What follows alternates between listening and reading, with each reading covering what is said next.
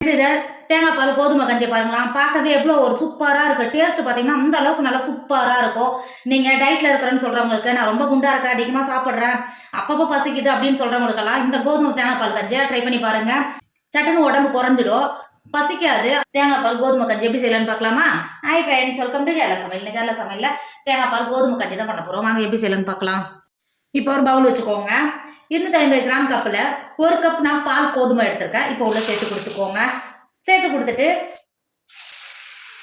அது கூடவே தண்ணி சேர்த்துக்கோங்க. தண்ணி சேர்த்துட்டு ஒரு டைம் நல்லா கை வச்சு கழுவிட்டு தண்ணியை வடிகட்டிட்டு எடுத்துக்கோங்க. இப்போ ஒரு குக்கர் எடுத்துக்கோங்க. நம்ம கழுவிட்டு வந்திருக்க பால் கோதுமையை குக்கரில் சேர்த்து கொடுத்துக்கோங்க. நீங்கள் இதை சூப்பர் மார்க்கெட்டில் கேட்டிங்கன்னா கிடைக்கும். இந்த மாதிரி வெள்ளை கலரில் தான் இருக்கும். இந்த இருக்கு பாருங்க, அதுக்கு பேர் தான் பால் கோதுமை. இது உடம்புக்கு ரொம்ப ரொம்ப நல்லது. சுகர் எல்லாம் இருக்கிறவங்க ரொம்ப ரொம்ப விரும்பி சாப்பிடலாம். டேஸ்ட்டும் அந்த அளவுக்கு நல்லா சூப்பராக இருக்கும். உடம்புக்கு ரொம்ப ரொம்ப ஹெல்த்து. இது சாப்பிடும்போது சுகர் குறையும். சேர்த்து கொடுத்துட்டு அது கூடவே ஒரு பெரிய சைஸ் வெங்காயத்தை பாதியாக கட் பண்ணி நீல வாக்கில் கட் பண்ணி வச்சுருக்கேன். இப்போ இந்த கோதுமை கூடயே சேர்த்து கொடுத்துக்கோங்க. அது கூடவே ஒரு சின்ன துண்டு பட்டை எடுத்திருக்கேன். இதோட வாசனை அந்த அளவுக்கு நல்லா சூப்பராக இருக்கும். சேர்த்து கொடுத்துக்கோங்க. சேர்த்து கொடுத்துட்டு 1 கப் கோதுமைக்கு 3 கப்பு தண்ணி சேர்த்துக்கோங்க. கரெக்டாக இருக்கும். 250 கிராம் கப்பில் 3 கப்பு தண்ணி சேர்த்துக்கோங்க. கரெக்டாக இருக்கும். இது நமக்கு வெந்து நான் டபுளாகி வரும், அதனால தான் தண்ணி எக்ஸ்ட்ரா சேர்த்துக்க சொல்கிறேன். சேர்த்து கொடுத்துக்கோங்க. சேர்த்து கொடுத்துட்டு குக்கர் மூடி போட்டு மூடிக்கோங்க. நான் பிரேக்ஃபாஸ்ட்டுக்கு நைட்டே செஞ்சு வச்சுன்னா காலையில் தேங்காய் பால் ஊற்றி சாப்பிடும்போது கரெக்டாக இருக்கும். இப்போ குக்கர் மூடி போட்டு மூடி லோ ஃபில்லில் 2 விசில் விட்டு எடுத்துக்கோங்க. நமக்கு வெந்து டபுளாகி வரும். வேக விடுங்க. இப்போ பாருங்கள், 2 விசில் வச்சு ஆஃப் பண்ணி வச்சுருந்தேன். இப்போ காலையில் நமக்கு டிஃபனுக்காக இங்கே பாருங்கள் எந்த அளவுக்கு நல்லா வெந்து வந்திருக்கு பார்த்தீங்களா? இங்கே பாருங்கள், கோதுமை வெந்து எதுவும் நமக்கு அடி பிடிக்கல, எந்த அளவுக்கு நல்லா வெந்து வந்திருக்கு பாருங்க. இப்போ ஒரு டைம் நல்லா உடச்சி விட்டுக்கோங்க. உடச்சி கொடுத்துட்டு இதை மாற்றி வச்சுக்கோங்க. நம்ம இப்போ தேங்காய் பால் ரெடி பண்ணிக்கலாம். மாற்றி வச்சுக்கோங்க. தேங்காய் பால் எடுக்கிறதுக்கு ஒரு முழு தேங்காவை உடச்சி நல்லா பூப்போடு நல்லா துருவி எடுத்து வச்சுருக்கேன். துருவி எடுத்துக்கிற தேங்காவை மிக்ஸி ஜாருக்கு மாற்றிக்கோங்க.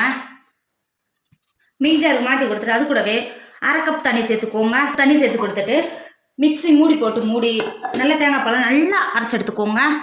இப்போ ஒரு பவுல் வச்சுக்கோங்க. அது மாதிரி நம்ம தேங்காய் பால் வடிகட்டும் பார்த்தீங்களா, ஜல்லடை வச்சுக்கோங்க. நம்ம அரைச்சி எடுத்த தேங்காய் பாலை ஜல்லடைக்குள்ளே சேர்த்துக்கோங்க. நீங்கள் அரைச்சது இந்தளவுக்கு நல்லா கெட்டியாக தான் இருக்கணும். சேர்த்து கொடுத்துக்கோங்க. சேர்த்து கொடுத்துட்டு தேங்காய் பாலை மட்டும் வடிகட்டி எடுத்துக்கோங்க.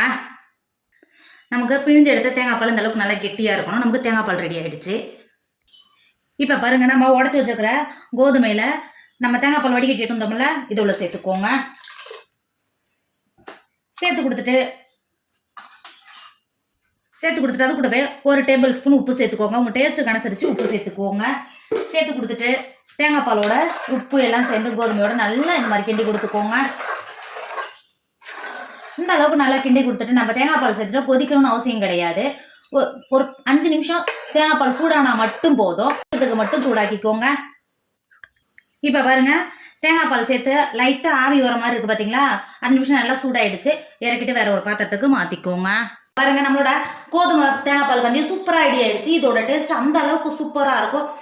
டேஸ்ட் மட்டும் சூப்பர் கிடையாது, உடம்புக்கு ரொம்ப ரொம்ப நல்லது. உங்களுக்கு சுகர் அதிகமாக இருக்கிறவங்களுக்கு உப்பு சேர்த்து சாப்பிட்டா சுகர் குறையும். அதுவே சுகர் கம்மியாக இருக்கிறவங்களுக்கு இதில் 2 டேபிள் ஸ்பூன் சக்கரை சேர்த்து சாப்பிட்டா சுகர் கூடும். அவ்வளோதான். இது பார்த்தீங்கன்னா அந்த அளவுக்கு உடம்புக்கு ரொம்ப ரொம்ப ஹெல்த்து, ரொம்ப ரொம்ப நல்லது. கண்டிப்பாக உங்கள் வீட்டில் சுகர் உள்ளவங்களுக்கு கண்டிப்பாக இந்த மாதிரி செஞ்சு கொடுங்க. விரும்பி சாப்பிடுவாங்க. டேஸ்ட்டும் நல்லா சூப்பராக இருக்கும். கொஞ்சம் சாப்பிட்டாலும் வயிறு நிறைஞ்சிடும். சுகர் உள்ளவங்க மட்டும் கிடையாது, டயட்டில் இருக்கிறவங்களும் சாப்பிட்லாம். சட்டுன்னு வயிறு நிறைஞ்சிடும், பசிக்காது. கண்டிப்பாக நீங்களும் ட்ரை பண்ணுங்கள். என்னோட வீடியோ உங்களுக்கு பிடிச்சிருந்தா உங்கள் ஃப்ரெண்டு உங்கள் ஃபேமிலிக்கு ஷேர் பண்ணுங்கள். மறக்காமல் கேரளா சமையலை சப்ஸ்கிரைப் பண்ணிக்கோங்க. தேங்க்யூ.